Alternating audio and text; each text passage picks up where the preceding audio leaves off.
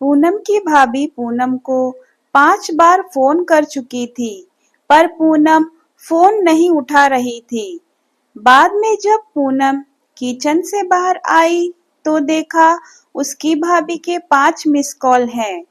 यह देखकर वह घबरा गई, क्योंकि उसकी भाभी को पता होता था कि अगर पूनम 2 बार में फोन नहीं उठाती है तो इसका मतलब वो अपने काम में बिजी है या फिर फोन से दूर है।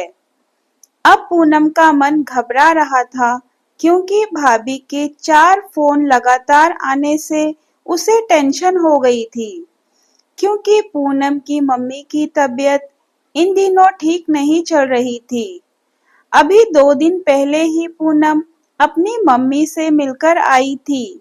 फिर भी पूनम ने हिम्मत करते हुए अपनी भाभी को फोन लगाया, और फोन जैसे ही भाभी ने उठाया तो पूनम की भाभी ने रोते हुए कहा, दीदी, मम्मी जी हमें छोड़कर चली गई। रात को अच्छे से सोई थी। सुबह आपके भैया और मैंने बहुत उठाने की कोशिश की, पर अब वह नहीं उठी। तब हमने डॉक्टर को बुलाया, फिर उन्होंने बताया कि मम्मी जी अब नहीं रही। दीदी, आप जल्दी से घर आ जाओ। इतना सुनते ही पूनम की आंखों से आंसू बहने लगे। पापा तो पहले ही उसे छोड़कर जा चुके थे, और अब उसकी माँ भी नहीं रही। पूनम बिल्कुल बेहाल हो चुकी थी। उसने रोते-रोते यह बात अपने पति अजय को बताई, तो अजय ने उसे संभाला और उसे जल्दी से कार में बैठाकर उसके मायके ले गया। वो जैसे ही अपने घर पहुंची तो अपनी माँ के शरीर को देखकर उससे लिपट गई और रोने लगी।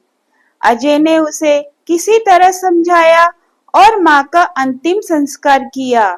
सारे विधि विधान से होने के बाद भी पूनम रोई जा रही थी।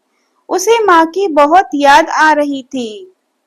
तब पूनम की मौसी ने उसे आंसू पोंछे और उसे संभाला और कहा, बेटा, ऐसे दुखी मत हो। दीदी नहीं रही तो क्या हुआ, मैं हूं ना तेरी मौसी। मेरा घर भी तेरा मायका है। तेरा जब मन करे तब आ जाना अपनी मौसी के पास। मौसी ने पूनम से कहा, बेटी, मैं तेरा दर्द समझ सकती हूँ, क्योंकि तेरे पापा पहले ही तुझे छोड़कर चले गए और आज दीदी भी चली गई। कहते हैं ना कि माँ के जाने के बाद तो लड़कियों का मायका ही छूट जाता है। यह भाभी तो बस दुनिया को दिखाने के लिए नाम का रिश्ता रखती हैं, क्योंकि मायका तो माँ से ही होता है। पूनम भी मन ही मन सोचने लगी कि शायद मौसी ठीक कह रही है, और वह मौसी से लिपटकर जोर-जोर से रोने लगी और कहने लगी, क्या मौसी, मेरा भी मायका अब नहीं रहा। पूनम की भाभी दूर बैठी दोनों की बातें सुन रही थी। पहले तो भाभी ने पूनम को चुप कराया, और फिर भाभी ने मौसी से कहा कि मौसी जी, आपने ऐसे कैसे कह दिया कि मायका केवल माँ से ही होता है। मैं मानती हूँ कि माँ की जगह कोई नहीं ले सकता, लेकिन अभी दीदी के भैया और भाभी जिंदा हैं। जब तक हम हैं, दीदी का मायका हमेशा बना रहेगा। मैं पूरी कोशिश करूंगी दीदी को मम्मी जी की तरह प्यार और सम्मान देने की, और दीदी जब चाहे तब यहाँ आ सकती हैं। ये घर कल भी उनका था, आज भी है और कल भी रहेगा।